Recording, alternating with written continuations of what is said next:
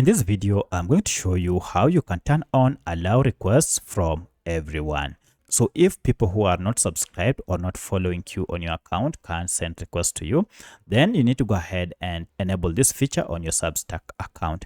To do this, it's pretty simple. Just follow these steps. If this video helps, please like and subscribe to this channel. All right, to fix this, go ahead and log into your Substack account and then go to your profile on top and scroll to settings. And under settings, you should see we have this option called privacy and safety. If I tap on it, we have here the first option, allow requests from.